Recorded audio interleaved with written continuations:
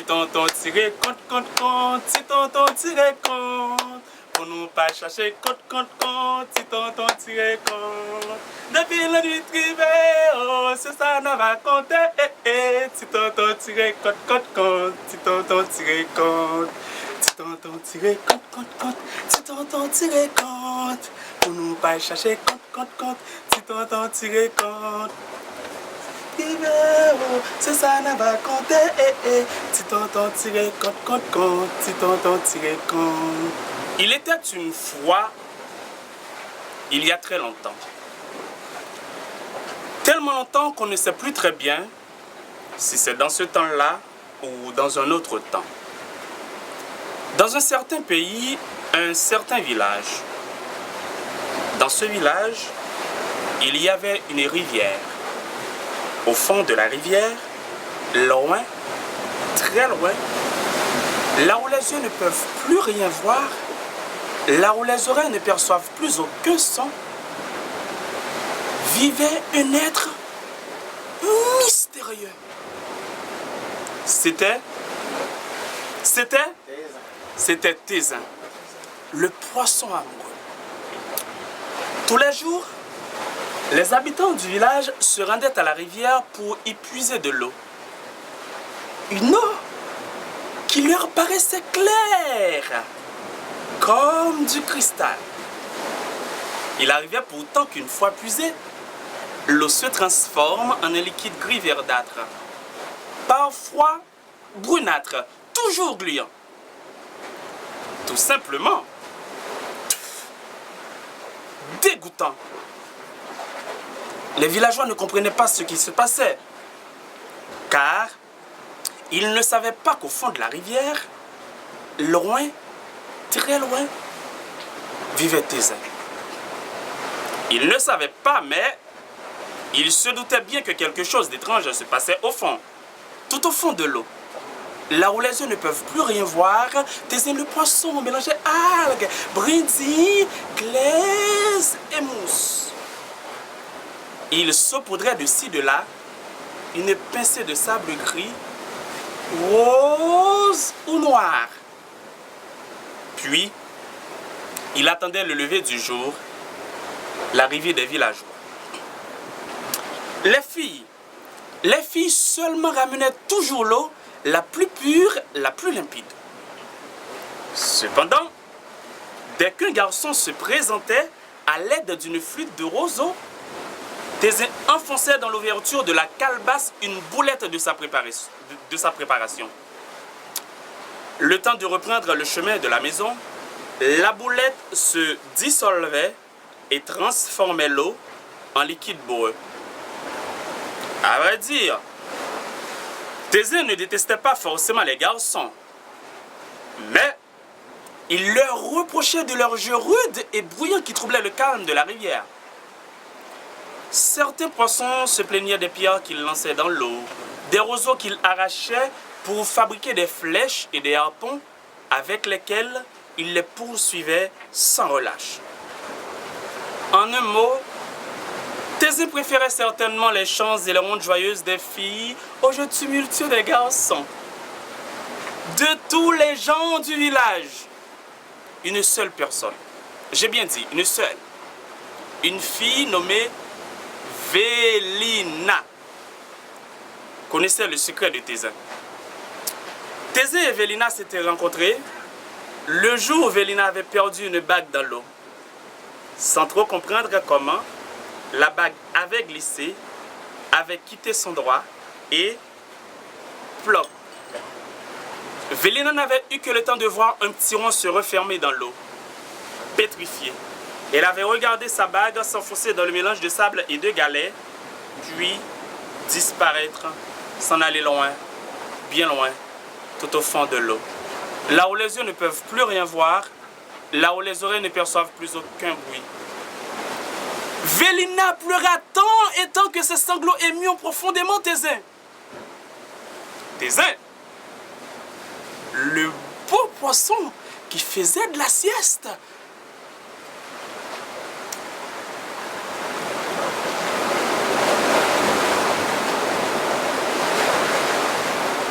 se réveilla. En un coup de queue et en deux glouglous, il se retrouva à la surface de l'eau. Vélina n'avait jamais vu un si beau poisson. Son corps était parsemé d'écailles d'argent aussi brillantes que des éclats de lune.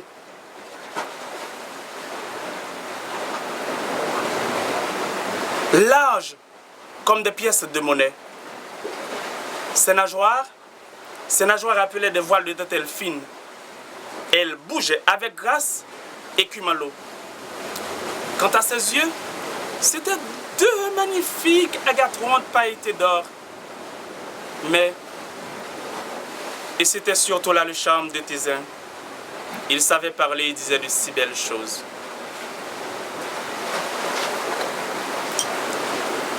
Tes larmes sont comme des perles qui tombent dans cette rivière, belle demoiselle. Mon nom est Tésin, j'habite loin, bien loin, tout au fond de l'eau. Là où les yeux ne peuvent plus rien voir, là où les oreilles ne perçoivent plus aucun bruit. Pourtant, je t'ai entendu pleurer. Puis-je savoir la cause d'un si grand chagrin et si je peux être utile? Surprise! Vélina laissa tomber sa calebasse. Elle ne pouvait articuler la moindre parole. Son cœur se mit à battre biding, biding, biding, biding, biding, biding, aussi fort que 10 tambours.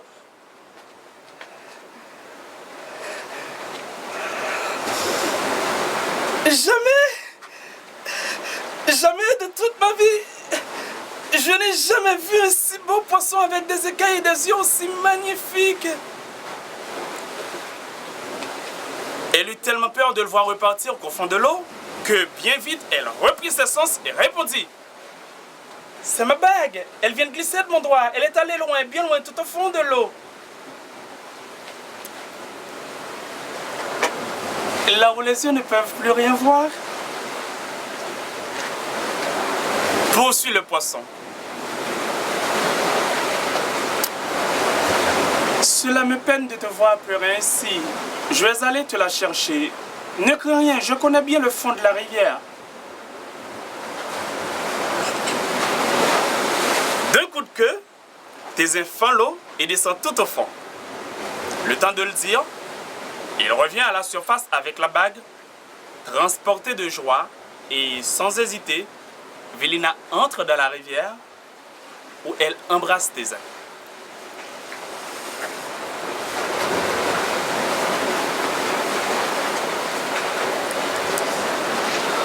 Wow, Tésin! Wow, Tésin, mon ami, moi, Tésin, Tésin! Wow! Oh, Tésin! Oh. Tésin! Ils se parlent longuement comme deux vieux amis. Tésin lui confie qu'il l'avait quelquefois aperçu. À plusieurs reprises, il l'avait vu se pencher au-dessus de l'eau claire. Il avait contemplé ses mains, graciles, telles les ailes d'un oiseau, tenant fermement la calebasse. Les heures passaient, les deux amis n'arrivaient pas à se séparer. Je voudrais tellement te revoir, belle Vélina, mais je n'aime pas m'aventurer à la surface de l'eau où tant de dangers nous guettent. Il y a dans le village une bande de garçons turbulents qui s'amusent à nous lancer des pierres. Et les pêcheurs, ils jurent tous de m'attraper sitôt qu'ils me voient. Tu as sans doute raison, c'est dangereux, mais il y a peut-être une solution. Tous les jours, en arrivant près de la rivière, je sifflerai 3 coups et tu sauras que je suis là. Je préfère que tu chantes. Ta voix est si belle, si douce, je la reconnaîtrai et je viendrai. Cependant, retiens bien ceci.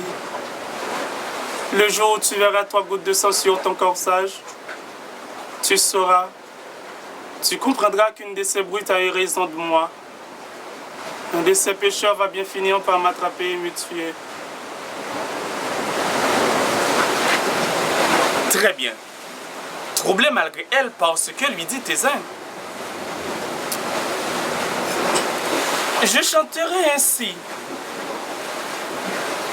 Heureux, les deux amoureux s'enlacent, puis ils descendent dans les profondeurs de la rivière. Là où les yeux ne peuvent plus rien voir, là où les oreilles ne perçoivent plus aucun bruit.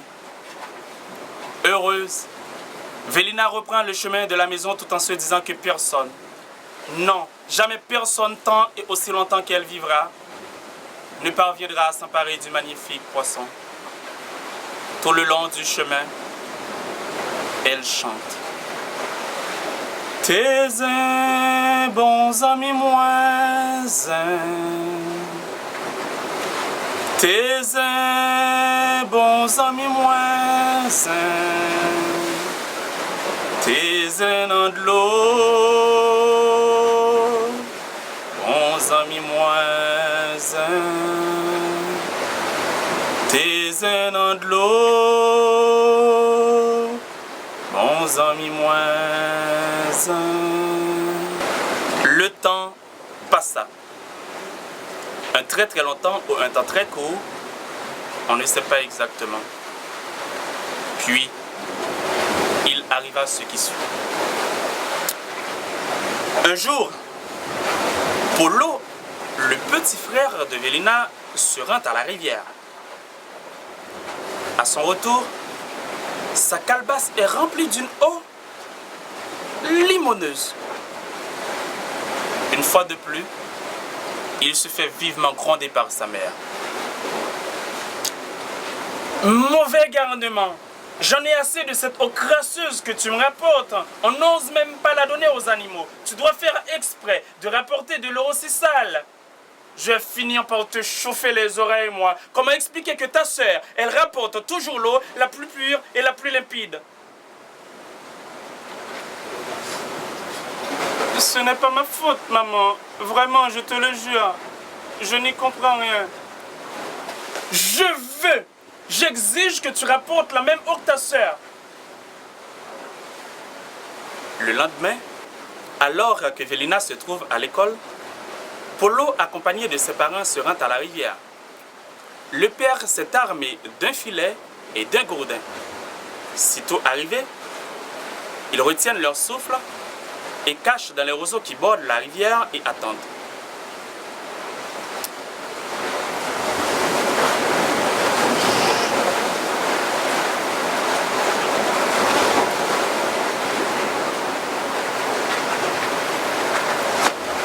Le poisson ne viendra que si nous chantons la chanson de Vélina. Tu as sans doute raison. Allons-y, je commence. Le père de Polo, de sa grosse voix, il entonne. Tes bons amis moins tes bons amis moins tes de l'eau, bons amis moins tes de l'eau, bons amis moins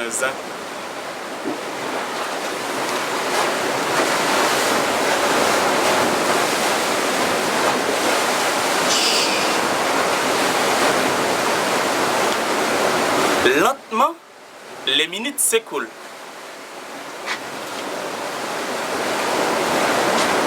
Il ne viendra pas. Ta voix sonne faux. Combien de fois t'as dit que tu fumes trop et tu bois trop? Moi, je chante beaucoup mieux que toi. J'ai toujours rêvé d'être chanteuse d'ailleurs, si je ne t'avais pas épousée. Encore tes excentricités, vas-y et dépêche-toi si tu peux faire mieux. La mère de Polo lève les bras, renverse la tête, ferme les yeux tout en faisant rouler les mots dans sa gorge. Elle chante à son tour. Tes bons amis moins tes bons amis moins tes de l'eau, bons amis moins tes de l'eau, bons amis moins. Polo se bouche les oreilles. Il commence vivement à regretter de s'être embarqué dans cette aventure. Il voudrait s'enfuir, se demande comment faire pour s'en aller et les laisser tous les deux plantés au bord de la rivière. Qu'est-ce que j'ai fait au ciel pour mériter de tels parents? Il se glisse dans l'herbe et rampe parmi les roseaux pour tenter de s'enfuir. Et, hop, le père l'attrape par le manche. Où vas-tu, chenapan? Tu l'as vu, oui ou non, ce poisson aux écailles d'argent? Tu voulais nous faire perdre notre temps, c'est bien ça. Pourquoi tu mentis? Polo se fâche et proteste. De l'eau sale, oui, c'est vrai. J'en ai souvent rapporté. Mais mentir, moi, jamais. Comment peux-tu m'accuser? Alors, où il est ce poisson aux écailles d'argent? Il doit être loin. Bien loin tout au fond de l'eau, là où les yeux ne peuvent plus rien voir, là où les oreilles ne perçoivent plus aucun son. Alors, on voit bien que tu as inventé toute cette histoire, sinon, comment saurais-tu qu'il est aussi loin? Si le poisson ne se montre pas, jamais ils ne me laisseront la paix. Jamais ils ne me laisseront la paix. La mort dans l'âme, Polo décide à son tour à chanter tout en espérant que le poisson ne vienne pas. Au fond de l'eau, Thésée tremble de toutes ses écailles. Il bat de la queue et glougloute affolé.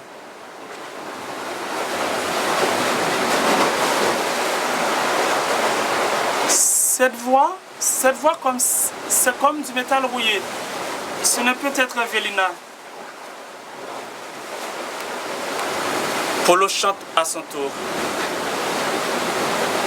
Tes bons amis moins. Tes bons amis moins.